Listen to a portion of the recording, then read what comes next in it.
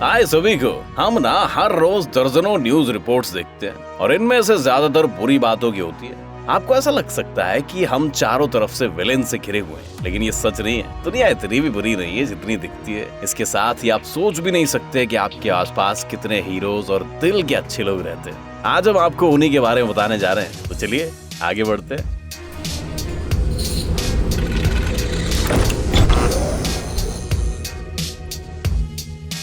Saved at the last moment.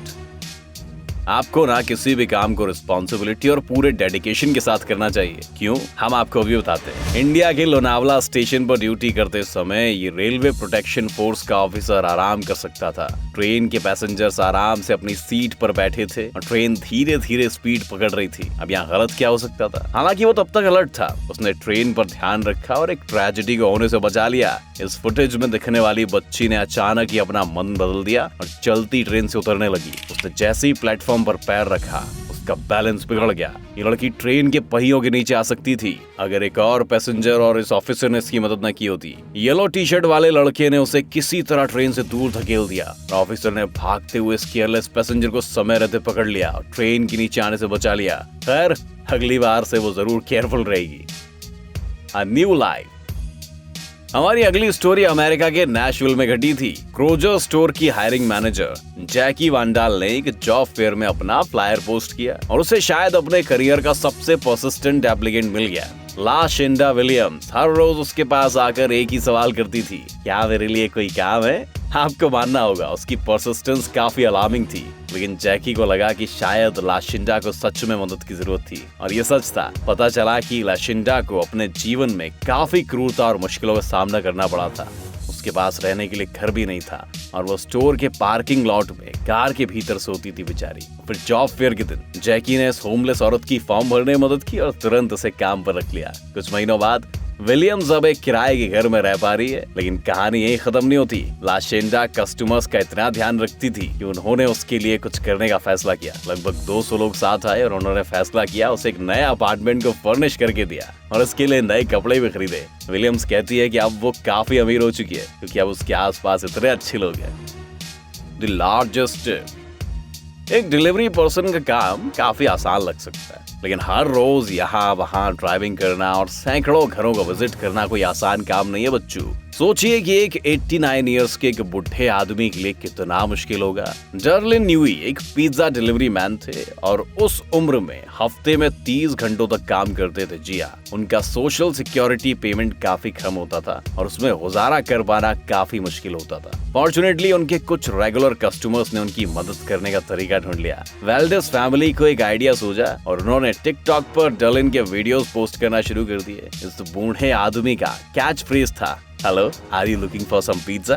और इसने उन्हें तुरंत एक स्टार बना दिया। उनके चैनल पर 53,000 से भी ज्यादा लोग फॉलोअर बन गए। इसीलिए वेल्डेस ने इस फेम का अच्छे से उपयोग करने का फैसला किया। कई यूजर्स ने खुशी से यहाँ डोनेशन किया और इस डिलीवरी मैन को उसकी सबसे बड़ी टिप मिली। उसकी टिकटॉक फैमिली की तरफ से उसे $12,000 मिले। जी हाँ, इस बूढ़े आदमी को पता भी नहीं था कि जादुई प्लेटफॉर्म कैसे काम करता है, पर वो इसके लिए काफी शुक्रगुजार था। उसे एक टी शर्ट भी गिफ्ट किया गया जिस पर लिखा था, hello, are you looking for pizza? सच बताइए, isn't it cute, huh?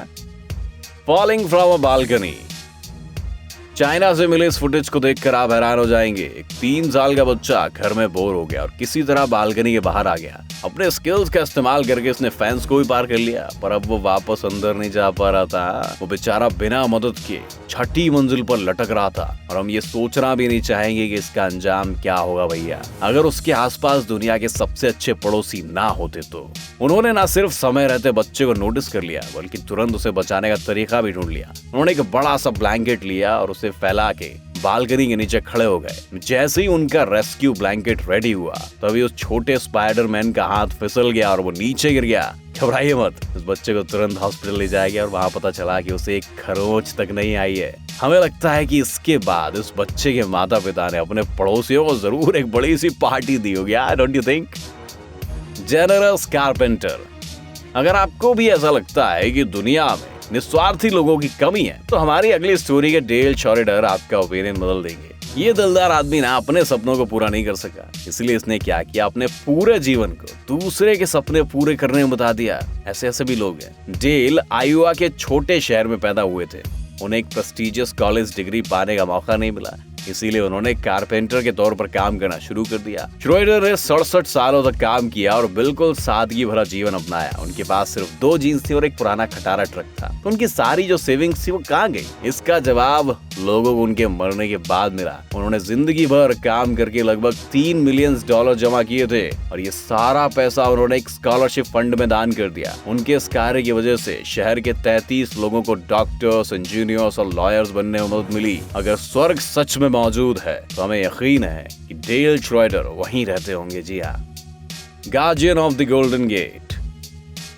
कई लोग ये जानते हैं कि गोल्डन गेट ब्रिजेस किस बुरी बात के लिए फेमस है, लेकिन जब केविन ब्रिग्स ने कैलिफोर्निया हाईवे पेट्रोल ऑफिसर के तौर पर अपना जॉब शुरू किया तब उन्हें इसके बारे में कुछ भी पता नहीं था। गुरु, उनका करियर इस ब्रिज की ट्रैफिक पर ध्यान देने के काम से शुरू हुआ, लेकिन उनके लिए काम और मुश्किल बनता गया। हर महीने लगभग 4 से 6 लोग इस ब्रिज से कूदकर जान देने का फैसला करते हैं। जब केविन का सामना उनमें से एक से हुआ तो उन्हें समझ में नहीं आ रहा था कि वो क्या करें। ऐसी सिचुएशन में आप क्या करेंगे? जॉब छोड़ देंगे? लेकिन इस ऑफिसर ने दूसरा रास्ता अपनाया। उसने ये सीखा कि डिप्रेस्ड लोगों से कैसे बात करनी चाहिए और एक तरह के सुसाइड प्रिवेंशन काउंसलर बन गए भैया। तब से उन्होंने 200 से भी ज्यादा लोगों की जान बचाई। जी हाँ, 2013 में ब्रिग्स को एक स्पेशल सेरेमनी में अवार्ड भी दिया गया और उन्हें वो उस व्यक्ति के हाथों मिला जो 8 साल पहले उसी ब्रिज से अपनी जान देना चाहता था, और केविन ने उसके साथ 1.5 घंटे बात करके उसे रोक लिया था। चलिए दोनों के लिए एक बिग राउंड ऑफ अप्लॉज हो जाए। मैं तो तालियां बजा रहा हूं इनके लिए।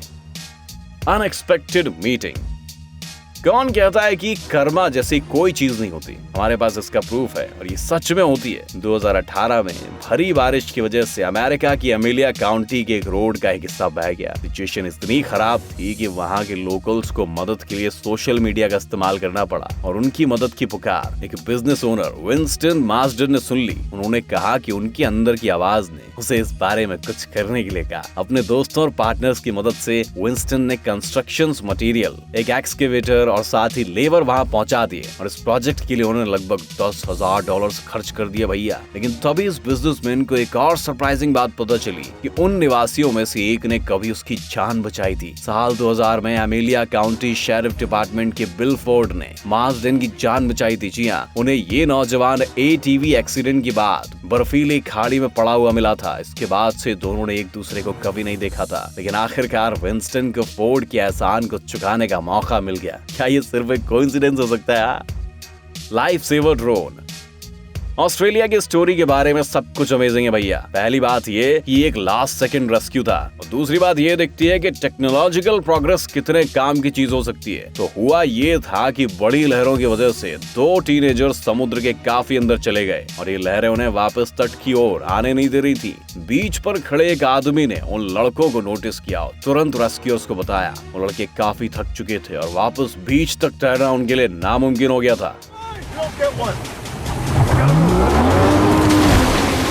लकीली रेस्क्यूअर्स के पास एक ड्रोन था। लाइफ गार्ड्स को उसी ड्रोन से लोगों को बचाने की ट्रेनिंग दी जा रही थी और तभी इसे परखने का मौका मिल गया। इस डिवाइस का नाम Westpac Little Ripper life saver है और ये सीधा उन लड़कों के ऊपर उड़ते हुए गया और पानी में इन्फ्लेटेबल बोट डाल दी, जिसकी मदद से लड़के सुरक्षित किनारे पर पहुंच पाए। हो सकता है कि शायद भविष्य में सारे रेस्क्यू ऑपरेशन ऐसे ही काम करेंगे। Chain reaction of good deeds.